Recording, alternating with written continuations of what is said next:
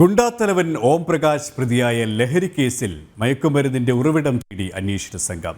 കൊച്ചിയിലെ ഹോട്ടലിൽ നടന്ന ലഹരി പാർട്ടിക്കിടെ പിടിച്ചെടുത്തത് കൊക്കൈൻ തന്നെയെന്ന് സിറ്റി പോലീസ് കമ്മീഷണർ സ്ഥിരീകരിച്ചു.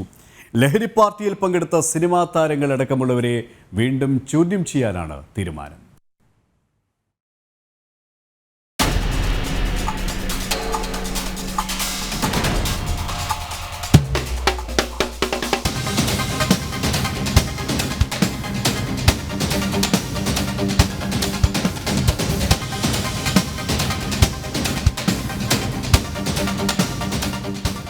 കൊച്ചിയിലെ ഫ്ളാറ്റിൽ ഗുണ്ടാത്തലവൻ ഓം പ്രകാശ് സംഘടിപ്പിച്ച ലഹരി പാർട്ടിക്കിടയിൽ പോലീസ് പിടികൂടിയത് കൊക്കൈനാണെന്ന് രാസപരിശോധനയിൽ വ്യക്തമായിരുന്നു.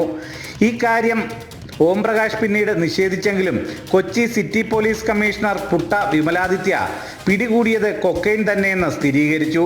ഇവിടേക്ക് കൊക്കൈൻ ലഭ്യമാക്കിയതാരെന്ന് അന്വേഷിക്കുകയാണെന്നും കമ്മീഷണർ വ്യക്തമാക്കി. നമുക്ക് ഇതിനകത്ത് ഈ സോഴ്സ് എന്താണ് എന്ന വിഷയത്തിൽ അന്വേഷണം നടക്കുന്നുണ്ട്. അപ്പോൾ അതിനകത്ത് ആവശ്യമുള്ള സാക്ഷികളെ വിളിപ്പിച്ച് ചോദിക്കാനും മറ്റു കാര്യങ്ങൾ നമ്മൾ ചെയ്യും.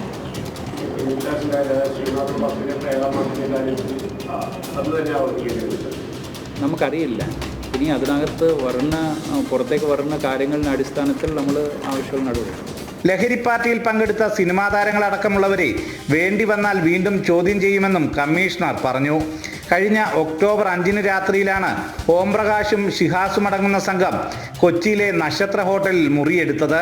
ഈ മുറിയിൽ ലഹരി പാർട്ടി നടക്കുന്നതായ വിവരത്തെ തുടർന്ന് പരിശോധനയ്ക്കെത്തിയ പോലീസ് പൊടി രൂപത്തിലുള്ള വസ്തു പിടിച്ചെടുക്കുകയായിരുന്നു.